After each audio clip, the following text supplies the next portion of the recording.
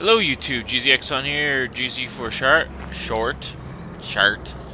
Um, and we're playing Farming Simulator 2013. Like I said in the you wanna learn how to speak? You wanna learn how to speak? Like I said at the end of last episode, we are selling off some equipment that we do not need, in order that we can buy equipment that we do need.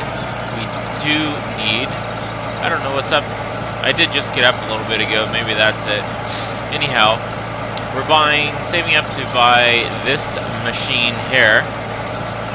And yeah, sped up time 120 times in order that we may make money quicker. You can see that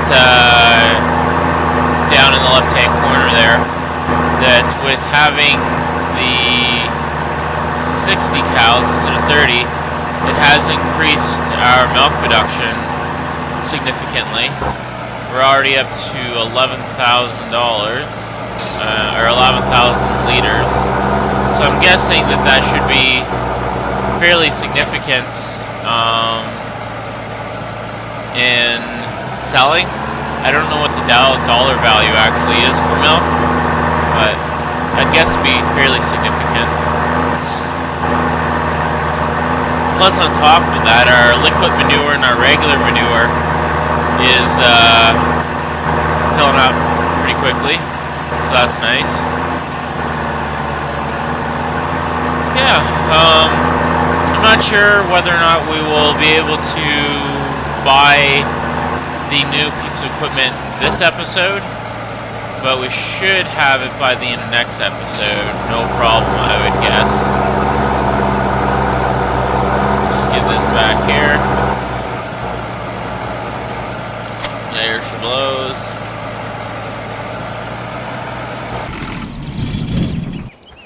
That's our fields looking like.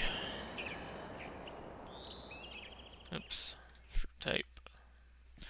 Yeah, our wheat field, this wheat field is getting there. Shouldn't be too much longer, and then we'll be able to harvest that. Only 10 grand for that. That doesn't help too much, but we don't need it anyhow. Be nice if this went on sale. I wonder if there's anything on sale right now.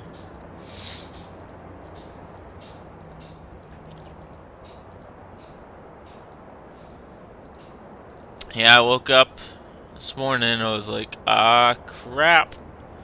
I don't have a Farming Simulator episode ready to go.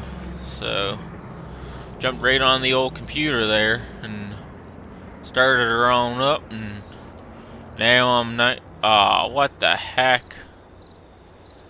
You have to be kidding me. Frick. My mouse slipped and I hit the sell button instead of the back. That sucks. Ah, now I gotta buy a tractor.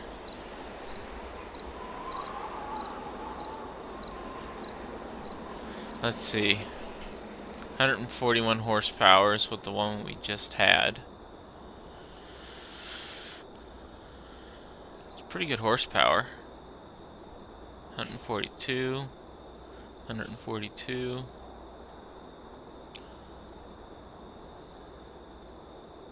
It's definitely like the best bang for the buck. Unless I go up that high, which I can't afford right now.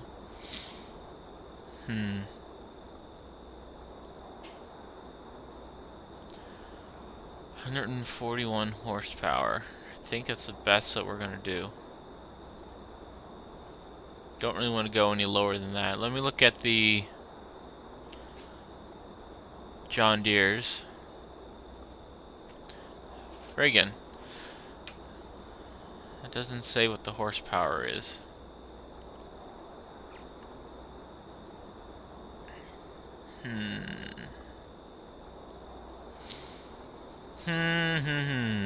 I think I'm just gonna buy the tractor that I stupidly sold there. Accidentally sold. Ah. Oh, look at that. I think that was from our... Yes. We just got, like... I don't even know how much money we had before. I think we had, like... 140 maybe? How much is this? Yeah, we would have had about 140-ish. So, we just get like 60 grand from our cows' milk production. Imagine how much we'll be making once we actually have a lot of cows on the farm. Well, I don't really want to buy that though. You know what? I'm gonna make do without it for now, and then I'll buy it back after we buy the potato or the beet harvester, because I'm just not interested in. Oh, I think this is ready to harvest. Crap. I gotta slow that down.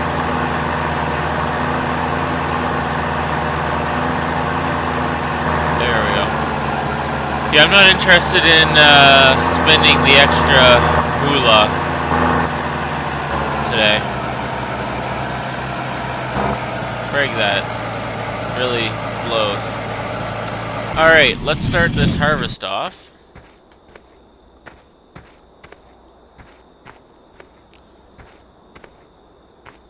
I wish it was daytime. Turn on the lights.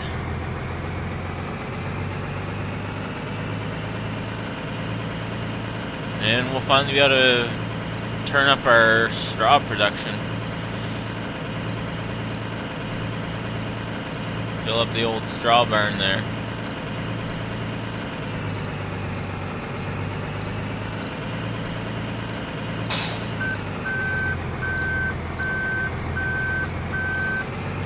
Hire you.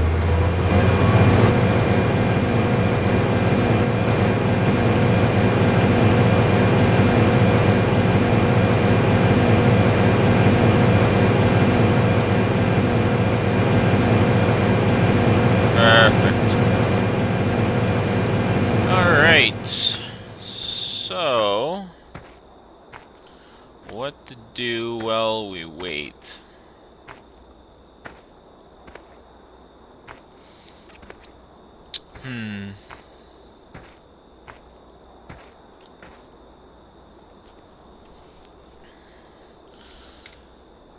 It's nice to look in here and see a balance of 0 for the loan. That's pretty sweet.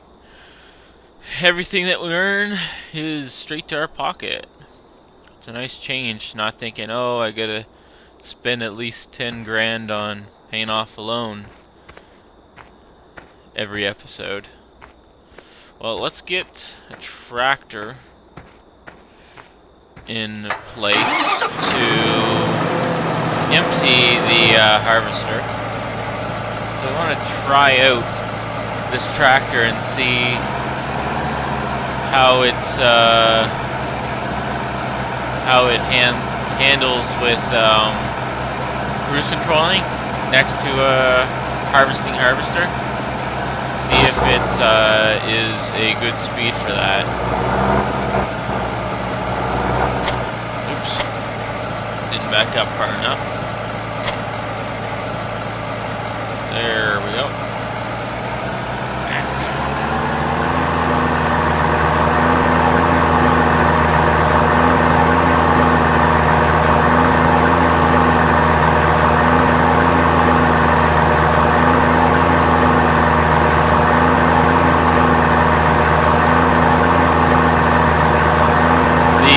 Nice thing about running paid hires in this game is I don't find that I'm having to go over and buy very much gas at all. Are you already full? Wow. This must be really... Oh no, it's not. Never mind. I thought he was stopped for some reason. Wait for him to get turned around. And, sorry, I just realized that my mic wasn't positioned the way that I normally position it. That's why you may have noticed a change in the way I sound. But yeah, what was I saying? Oh yeah, I'm not having to go and... Just want to get this positioned. Spend much of my time... How's that? It's not very good.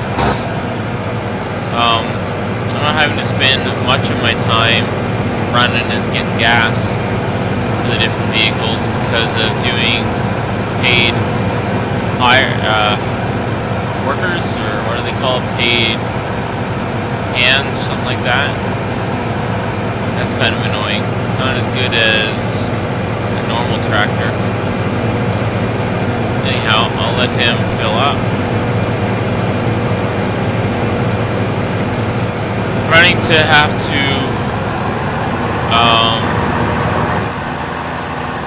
pick up gas is just one of those tasks that can become menial and monotonous, which monotonous tasks are kind of take away from enjoyment of the games. At least that's the way I find it.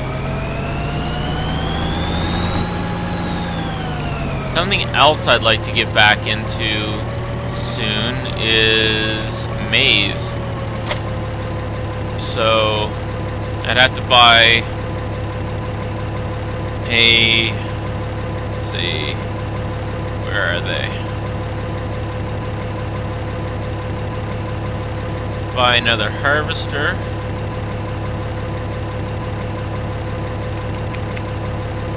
Totally went the wrong way. I need to save up to buy this back, as well as that back. What is that for? Mowing grass. Interesting. And I need to... I'd like to buy a larger trailer. Actually, I'd like to buy a mod trailer from my mods. Tipper. So like that tipper, maybe even that one. Oh no, that's just for pallets.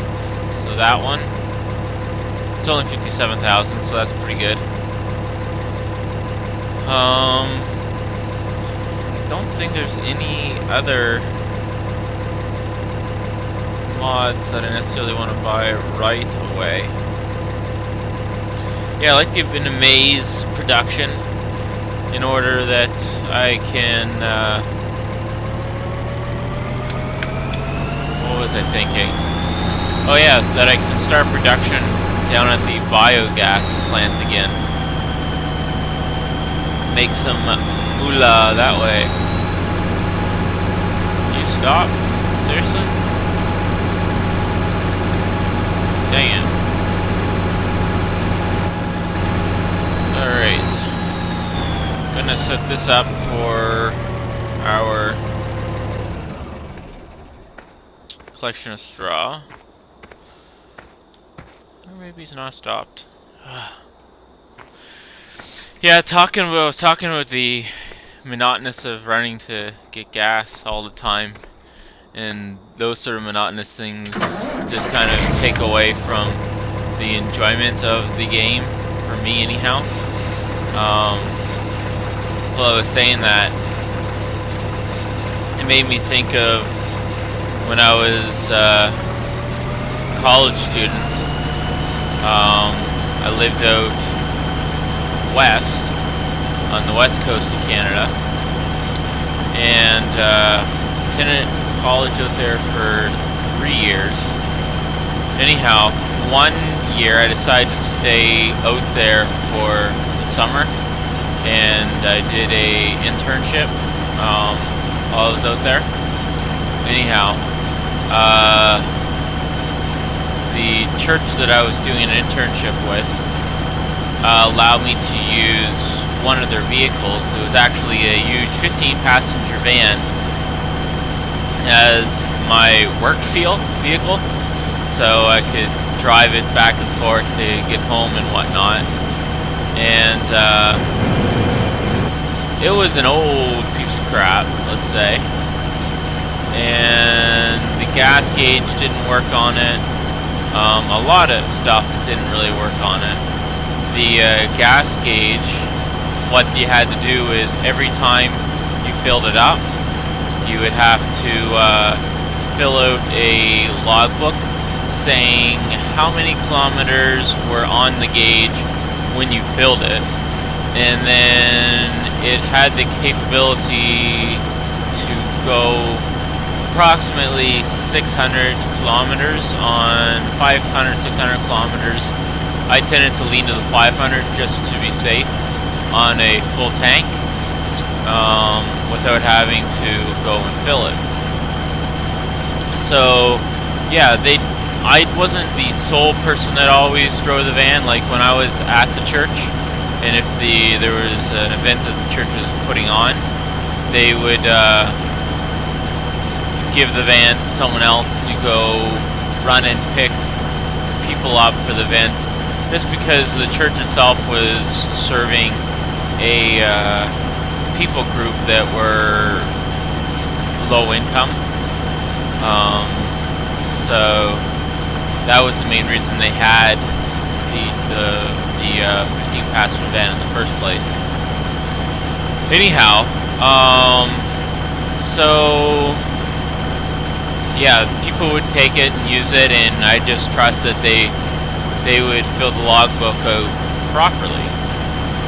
So I was driving home from work one evening, and I need to empty our harvester. I was driving home from work one evening, and it was about without rush hour traffic, which rush hour traffic in Vancouver is ridiculous because they haven't designed the highways through there to handle the amount of people that travel them. Anyhow, that's another topic. So it was on without rush hour traffic, about a 45-minute, half an hour, 45-minute drive from the church to where I lived. During rush hour traffic, it was about an hour. Well, actually, no, it was more like an hour, 15 minutes, and to an hour and a half, 2-hour drive from the church to home. So I had just pulled onto the highway and started going. The other thing that's important to this is I just pulled onto the highway. Just before I pulled onto the highway, my cell phone battery had died. So anyhow, I just pulled on the highway, was like 5-10 minutes down the highway towards home, and all of a sudden the engine started chugging. For anyone who has experience running out of gas, that's a automatic sign that, yeah, you're out of gas.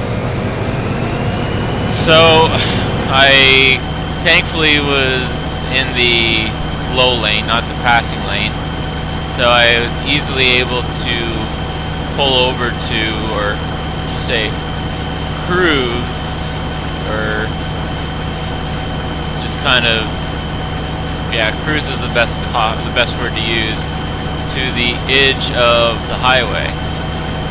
And I had never run out of gas before up to that point, I don't think. No, I hadn't. And so I wasn't quite sure what had happened. I just thought maybe it had stalled out, because it did have a tendency to stall due to the fact it was an old piece of crap. I won't say what brand it was. Anyhow, tried to restart it, tried to restart it. Obviously, I was out of gas, as I discovered, so it would not restart. And so I decided what I would do is write a sign on a piece of cardboard saying that I was out of gas, my cell phone just died, and I need to get to the closest gas station. And got out on the edge of the highway and started jumping up and down with the sign, looking like a crazy person, I'm sure. Thing about Vancouver is it's not necessarily the most courteous culture of Canada. Out where I live in the Maritimes, we're really known for our generosity, our kindness, and being pretty courteous individuals. The West Coast, as a general stereotype, I know it's not true of each individual person, but as a general stereotype, they're not known to be the most courteous individuals, or courteous culture group, I should say. I lived out there, so I know that there is quite a few people out there that are against that break that stereotype. Anyhow, I probably stood on the side of the road half an hour at least, jumping up and down, waiting for the courteous individual to come by and stop. And finally, someone did stop. And ironically enough, they told me that not only could they help me out, and take me to the gas station, but I didn't have to worry about buying a gas jug because they themselves had just ran out of gas a little while ago, and someone had to help rescue them. You're not able to go in there, by the way. That was strange. So, yeah, they took me to the gas station and helped me out by getting me some gas. That's not the only crazy story that's happened with that van. During that summer, that van caused me no end of headaches, which are stories where I kind of look back at now and laugh at. Suppose I have time for one more story. One that is really crazy. Like I said, the van was no end of... What does that do? Never seen that before. Lifts something up and down, left and right. Interesting. Not sure what that does. Are you really already out? It's crazy. I'm really curious what that does.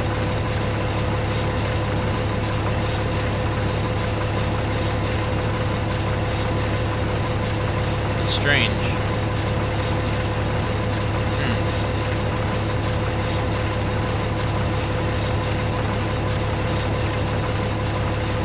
Now it doesn't want to go down. Okay, there we go.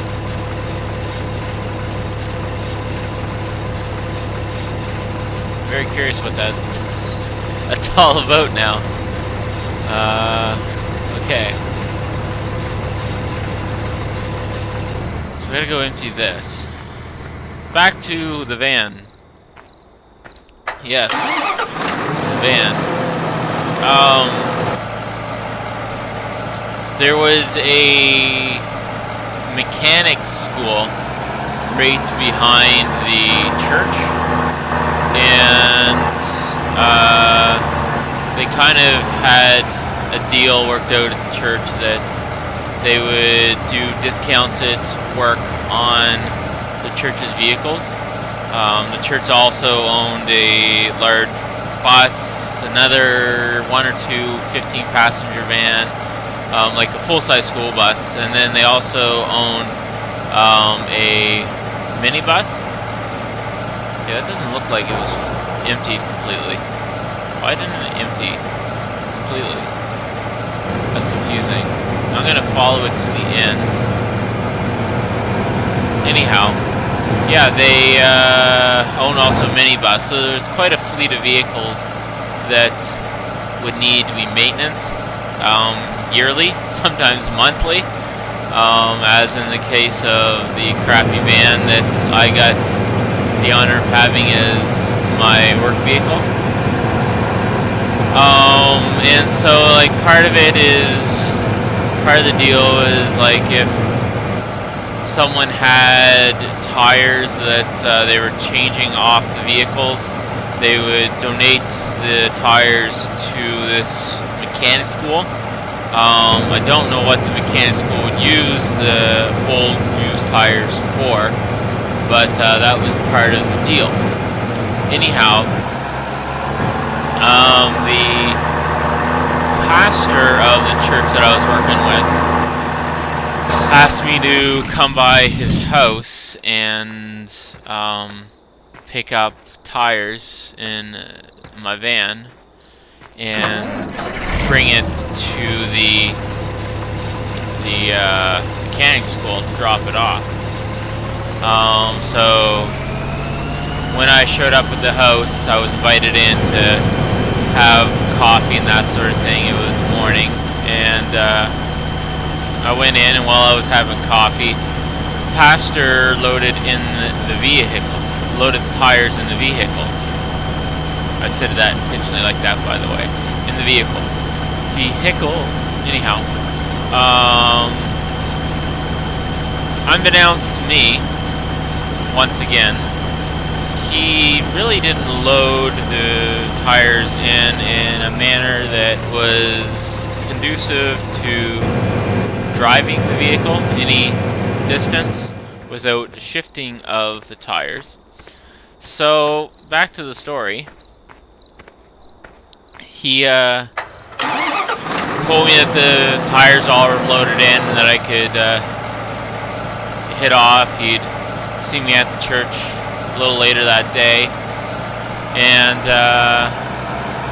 so I took off, and the tires didn't really shift at all. Actually, didn't shift at all at first, in the first part of the journey. But I stopped at a red light, was turning left, and light turned green, started turning left. As soon as I started taking the turn, all the tires shifted, rolling right, all of them at once, right into the side door of the van. So like I said in the last story, this van was a piece of crap. Like, it was barely holding together, like duct tape pretty much.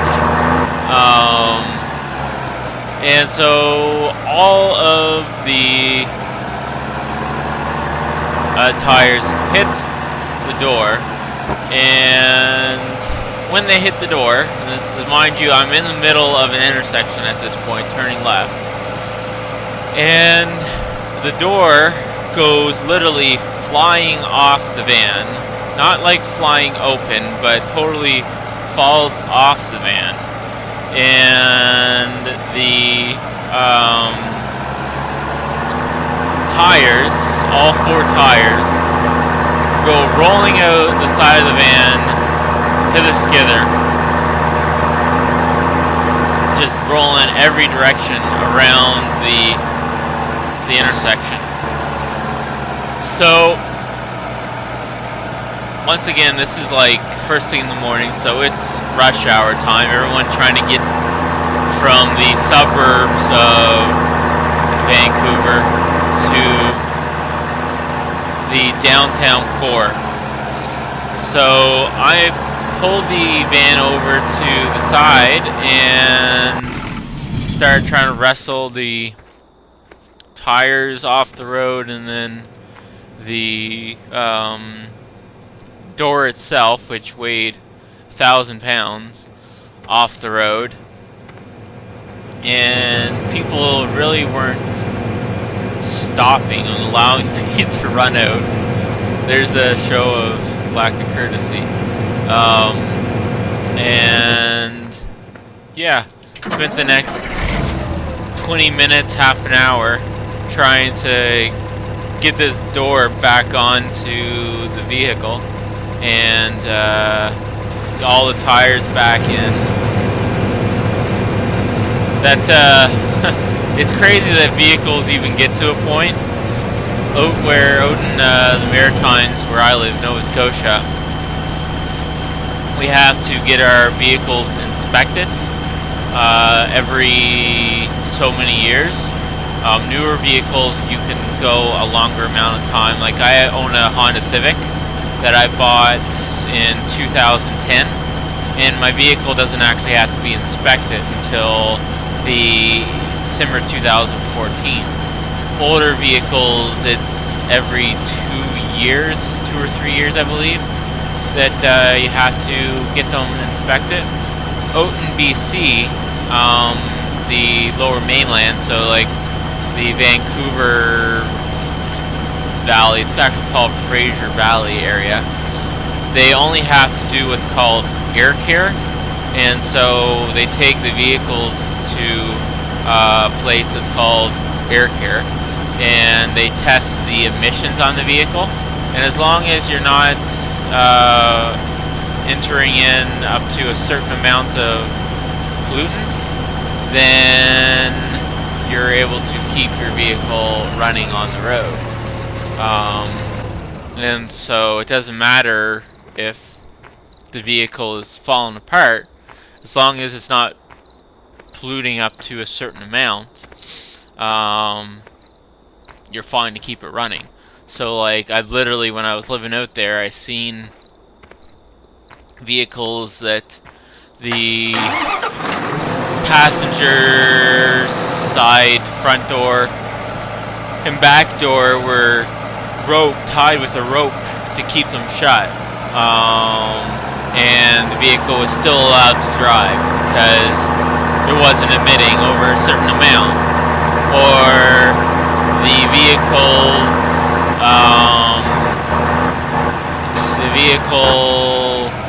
brakes weren't working, and the college that I attended out there was halfway up a hillside or mountainside, and it was quite the steep, windy road going down.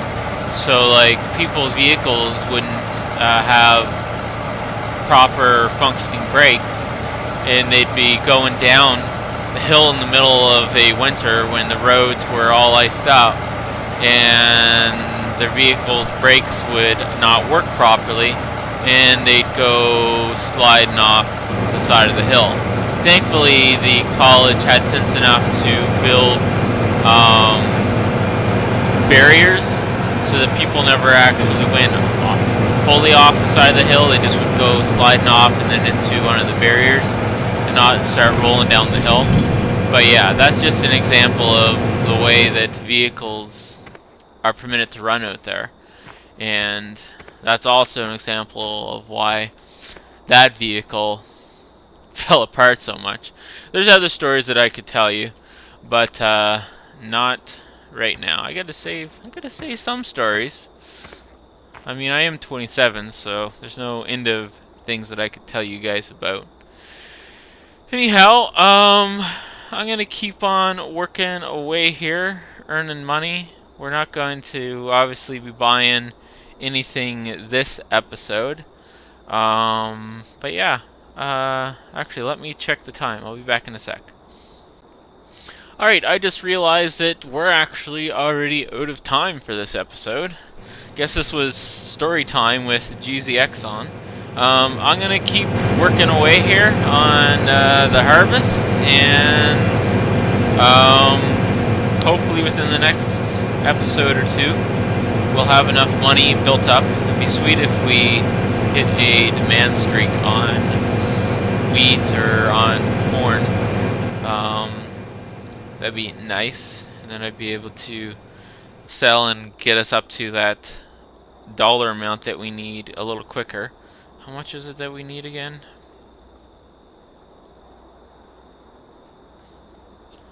We need $479,000. $480,000 is what we need, actually, and that's the potatoes. But it's, yeah, still the same for the beet by, like, yeah, it's the exact same, actually. So, yeah, thank you so much for watching, my friends. Be sure to leave your comments below. Also, leave a like and subscribe and tell all your friends about how awesome GZexon and his video commentating is. Alright, see you later. Bye.